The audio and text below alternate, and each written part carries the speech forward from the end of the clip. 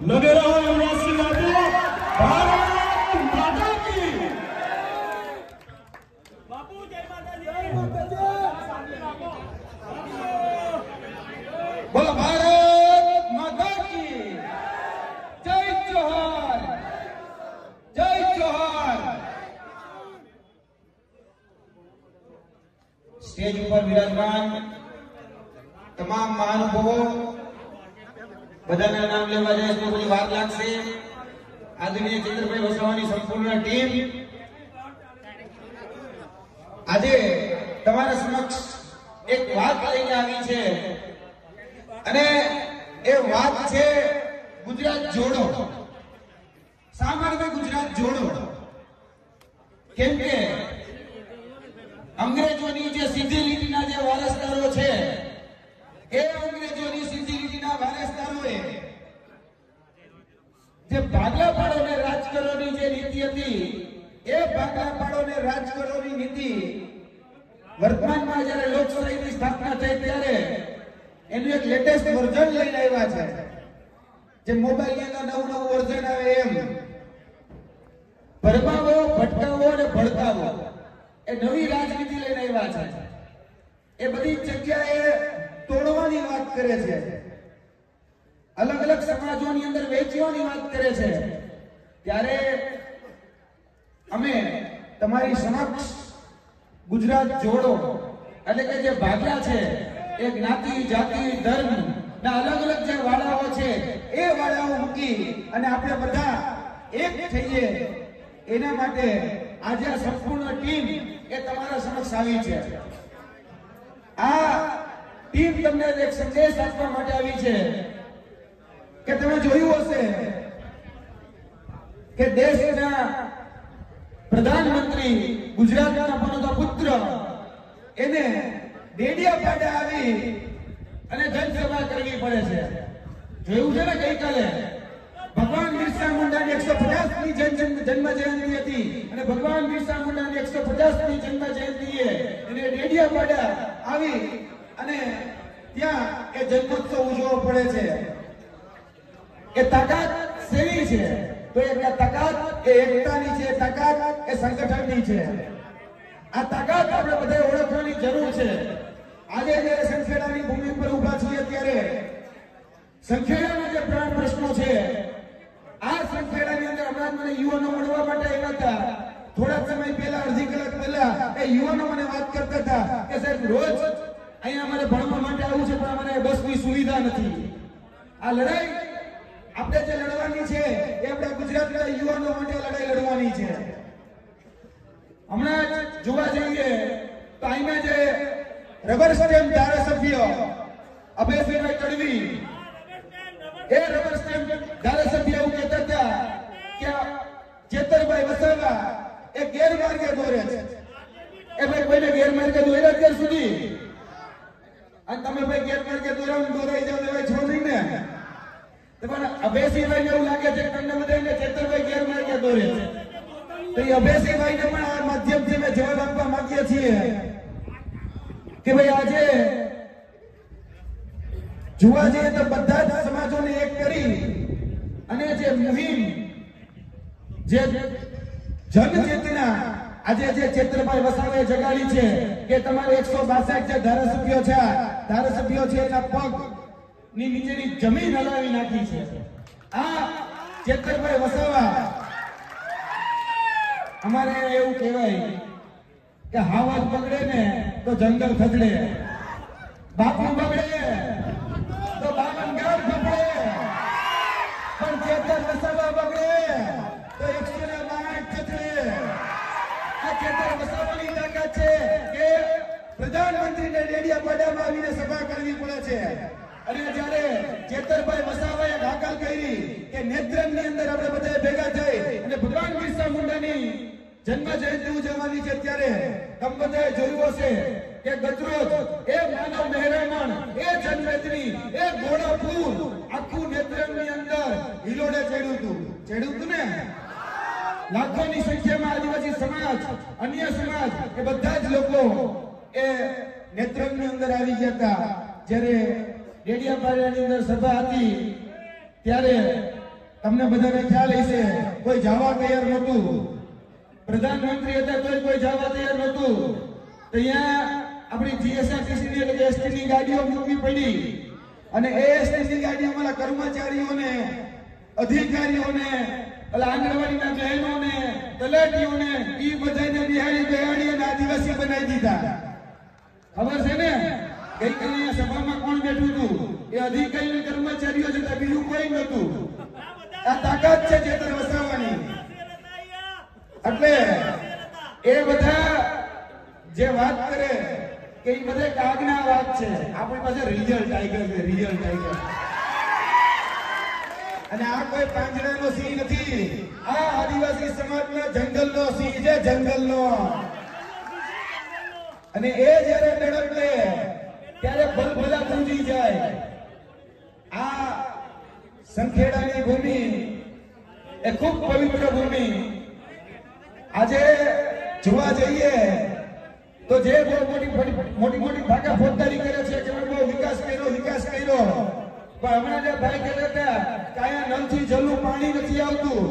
આવે છે ભાઈ પાણી. અહીંયા હમણાં થોડા સમય પહેલા, અડધી કલાક પહેલા જ બ્રિજ ઉપર આવ્યો, એ બ્રિજની હાલત જર્જરિત છે. શાળાઓની અંદર શિક્ષક નથી, આ બધી કચેરીઓ છે, કચેરીની અંદર ક્લાર્ક નથી, ગામમાં જઈએ છીએ તો તલાટી નથી. એનો વિકાસ 162 ની આ સત્તા છે, છતાં પણ ગામમાં તલાટી નથી આપી શકતા, કચેરીઓમાં ક્લાર્ક નથી આપી શકતા, શાળાઓમાં શિક્ષક નથી આપી શકતા. અને અહીંયા બહેનોને, માતા બહેનોને જ્યારે પ્રસૂતિની વેદના ઉપડે છે ત્યારે એ વિકાસ જોડા ખાતો હોય છે, અમે જોયો છે. આજ જિલ્લાની છોટાઉદેપુરની નગરપાલિકા સંચાલિત SF હાઈસ્કૂલની અંદર આજ ભારતીય જનતા પાર્ટીના જે નગર સેવકોની જે વાત કરે છે, એ નગર સેવકો જ્યાં જે સત્તાધીશ થઈને બેઠા છે, સેવાના નામે મેવા ખાય છે, એ ડોનેશનના નામે લાંચ માંગતા હતા. આપણા બાળકોને ભણાવવા માટે જે શિક્ષકોની નિમણૂક થઈ એનોય નથી મૂકતા. આ રોડ ઉપર નીકળીએ છીએ, આ રોડ ઉપરના ખાડે એવડા મોટા છે. અમે ચેતરભાઈને પૂછ્યું કે ચેતરભાઈ આ રોડ પરના ખાડા કેમ આટલા મોટા થઈ ગયા? તો ચેતરભાઈએ કીધું કે આ નેતાઓના પેટના ખાડા મોટા થઈ ગયા ને એટલે રોડ પર ખાડા મોટા થઈ ગયા. હવે ખાડા પૂરવા હોય ને તો નેતાઓને કાઢવાની જરૂર છે. કાઢવા છે ને? આઈના જે રબર સ્ટેમ્પ ધારાસભ્યને કાઢો. હમણાં જે રીતે ચાવીઠાની ભૂમિએ જાહેર સભામાં કાઢી મૂક્યા ને એ રીતે બધા આવે ને કાઢજો અને ખબર પડે કે તમે કોઈ કામ કરતા નથી. તમારી પાસે જે કામ લઈને આવીએ તો કોઈ કામ થતા નથી.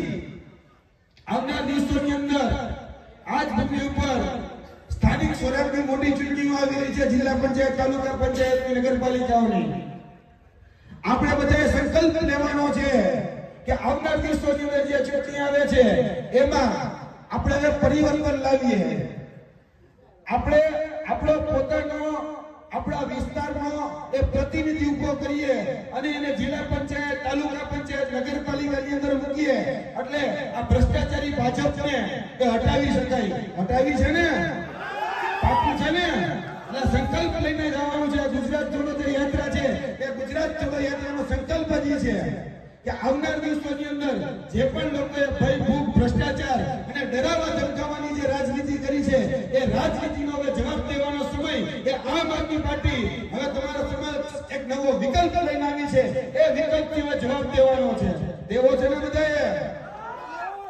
હવે કાકા કોઈનો મેળ નતો પડતો ને, આપણે ક્રિકેટ જોતા ને, ક્રિકેટ ત્યાં તમને ખબર હશે કે બધાય બોલર ટ્રાય કરી લે, પછી કોઈ બોલર કામ ન લાગે ને એટલે સૌથી જે ઘાતક બોલર હોય ને એને ઉતારવામાં આવે. એમ આ દિલ્હીના શહેનશાહ સહેન અને શાહ એ હવે ડેડિયાપાડામાં આવ્યા છે, કારણ કે કોઈ બોલરનો મેળ પડતો નથી. એ દિલ્હીના શહેન અને શાહ બેયને કહેવા માંગીએ છીએ કે તમે તમારા મિત્ર ડોનાલ્ડ ટ્રમ્પને બોલાવી લ્યો, તમારે જ્યાં ભણતું હોય એને બોલાવી લ્યો, બહારના દેશના બોલરને બોલાવો, પણ તમે અમારી વિકેટ નહીં પાડી શકો ભાઈ. એ તમારું કામ નહીં.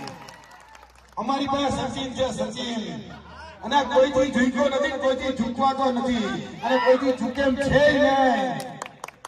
આ આપણે બધા જ જાણીએ છીએ કે હવે અને અહીંયા ઘણા બધા મારા ક્ષત્રિય સમાજના ભાઈઓ પણ છે. હમણાં જ મને મળવા આવ્યા હતા. એ બધા જ એમને પણ હું કહેવા માંગુ છું, એ બારૈયા સમાજ હોય, ડોડિયા સમાજ હોય, બધાને હું કહેવા માંગુ છું કે આપણે બધા એક થઈ જવાની જરૂર છે. આદિવાસી સમાજ અને ક્ષત્રિય સમાજ જે રીતે મહારાણા પ્રતાપની જે રીતે લડાઈઓ લડાતી હતી ને, એ રીતે આપણે બધા એક થઈને લડાઈ લડવાનો સમય આવી ગયો છે. અને આદિવાસી સમાજમાંથી તો ધડો લેવાની જરૂર છે ક્ષત્રિય સમાજે. કારણ કે જ્યારે સમાજની વાત આવે ત્યારે એ એકતા અને અખંડિતતા એ હંમેશા અકબંધ રાખે છે આદિવાસી સમાજ. ગતરોજ પણ તમે એનું દ્રશ્ય જોઈ ચૂક્યા છો. ગતરોજ જ્યારે નેત્રંગની અંદર જનસભાનું આયોજન થયું ત્યારે નેત્રંગની અંદર પણ એ મહાજનનેત્રી ભલે સામે ગમે એવો મોટો ખેતર હોય, પ્રધાનમંત્રી હોય, તો પણ એ બધા એક છત્ર છાયે ભેગા થઈ ગયા હતા, હાકલે ભેગા થઈ ગયા હતા. તો આપણે બધાએ પણ હવે ભેગા થઈ જવાની જરૂર છે. બાકી યાદ રાખજો, હમણાં જ મંત્રીમંડળનું વિસ્તરણ થયું. મંત્રીમંડળનું હમણાં જ વિસ્તરણ થયું ને ભાઈ. આ વિસ્તારમાંથી કોને કેબિનેટ કક્ષાના મંત્રી બનાવવામાં આવ્યા? અહીંયાથી કોઈને છોટા ઉદયપુરમાંથી કોઈને બનાવવામાં આવ્યા? આટલા ધારાસભ્ય આપણે આપ્યા તો કોઈને કેબિનેટ કક્ષાનો દરજ્જો આપ્યો? રાજ્ય કક્ષાનો આપ્યો? એમ અહીંયા ક્ષત્રિય સમાજ એને કહેવા માંગુ છું કે ભાઈ એક સમય હતો કે કેબિનેટ કક્ષામાં આપણી શોભાઓ હતી, આજે એ નથી. એટલે આ સમાજે અત્યારના મંત્રીમંડળ વિસ્તરણ જે થયું ને એમાંથી ને ધોળો લેવાની જરૂર છે. આખરી કાઢવાનું કામ આ ભારતીય કરતા પાર્ટીએ કર્યું છે. આ ભારતીય કરતા પાર્ટીને ઓળખો, જે ખેડૂતો સાથે જે અત્યાચાર અને અન્યાય કરી રહી છે. હમણાં થોડા સમય પહેલા તમે જોયું હશે, બોટાદની ભૂમિ ઉપર ખેડૂતો સાથે કડદો કરવામાં આવતો હતો અને એ કડદાની વિરુદ્ધમાં અમારા આમ આદમી પાર્ટીના રાજુભાઈ કરપડા, પ્રવીણભાઈ રામ, રાજુભાઈ બોરકતરિયા એ બધા જ લોકો લડાઈ લડતા હતા. ત્યારે એ હળદરની જે ઘટના બની, હળદરની ઘટનામાં એમને લોકોને જેલમાં પૂરવામાં આવ્યા. ત્યારબાદ આ જે નુકસાન થયું, જે કહી શકાય, એને કારણે ખેડૂતોને સૌથી વધારે નુકસાન આ કમોસમી વરસાદને કારણે થયું. તો એ કમોસમી વરસાદનું વળતર એમાં અમને બહુ મોટું પેકેજ આપશે, રાહત પેકેજ આપશે, પણ આપ્યું પડીકું. એ પેકેજની જગ્યાએ આવડું મોટું પડીકું આપી દીધું અને કીધું જાઓ ખેડૂતોને મોજ કરો. ઈ ખેડૂતોના બિયારણને નથી નીકળતા. 10,000 કરોડમાંથી જોવા જઈએ તો એક વીઘે ખાલી 3520 રૂપિયા આવે છે. ઈ 3520 રૂપિયાનું પડીકું ન આવે. આ તો કેના જેવું ખબર છે?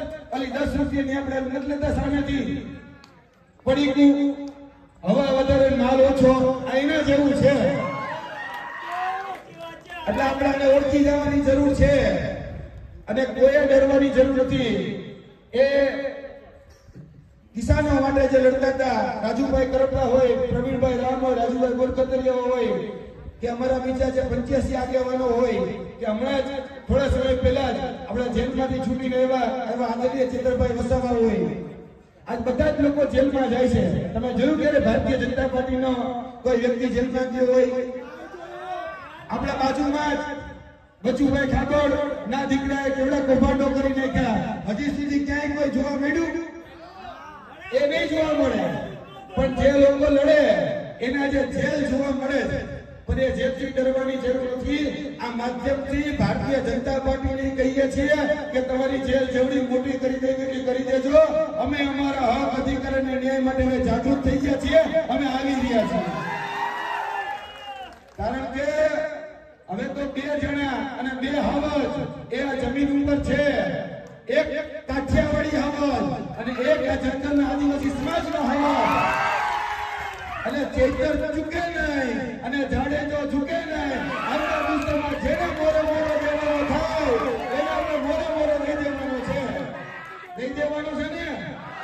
અને આવનાર દિવસોમાં સ્થાનિક સ્વરાજમાં આપણે આમ આદમીની પાર્ટી સાથે ખભોથી ખભો મિલાવી ભારતીય જનતા પાર્ટીને મોરે મોરો દેવાનો છે.